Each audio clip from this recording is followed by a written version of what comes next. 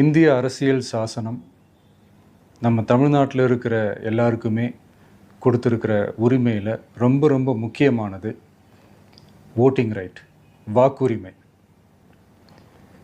ஒரு மனுஷன் உயிரோடு இருக்கான்றதுக்கு அடையாளமாக இருக்கிறதுல அவனோட ஓட்டுரிமை ரொம்ப முக்கியம். அதனால தான் voting is not only our right but also our life. ஒரு முக்கியமான விஷயத்தை பற்றி இப்போ நான் உங்ககிட்ட ஷேர் பண்ண போகிறேன். இது நான் ஃபஸ்ட்டு கேள்விப்பட்ட உடனே எனக்கே ரொம்ப ஷாக்கிங்காக தான் இருந்தது. இப்போ நான் பேசிகிட்ருக்கிற இந்த நேரத்தில் தமிழ்நாட்டில் இருக்கிற நம்ம யாருக்குமே ஓட்டு போடுற உரிமையே இல்லைன்னு சொன்னால் நம்புவீங்களா? நான் நீங்கள் உட்பட யாருக்குமே அது இல்லை.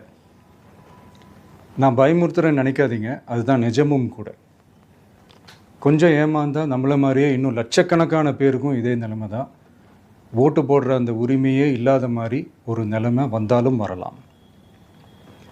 இதுக்கு மெயின் ரீசன் அந்த எஸ்ஐஆர், ஸ்பெஷல் இன்டென்சிவ் ரிவிஷன், சிறப்பு தீவிர திருத்தம். இப்போது இந்த எஸ்ஐஆர் நம்ம தமிழ்நாட்டில் எப்படி ஒர்க் ஆக போகுது?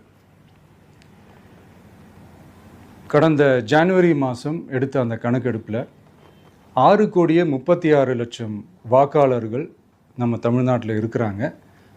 ஆனால் அவங்க யாருக்குமே இந்த ஓட்டு போடுற உரிமையே இல்லை. அந்த பிஎல்ஓன்னு சொல்லுவாங்க, பூத் லெவல் ஆஃபீஸர்ஸ், வாக்குச்சாவடி நிலை அலுவலர்.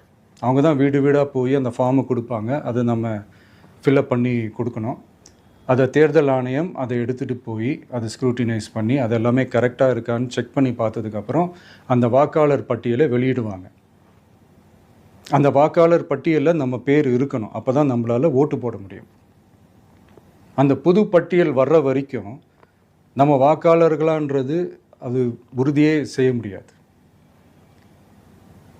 இன்கேஸ் அந்த புது பட்டியலில் நம்ம பேர் இல்லைன்னா அது ஒரு தனி ப்ராசஸ், அது ஒரு தனி ஃபார்ம், அது ஒரு தனி கிளைம்ன்ற மாதிரி அது ஒரு வேறு வேலை.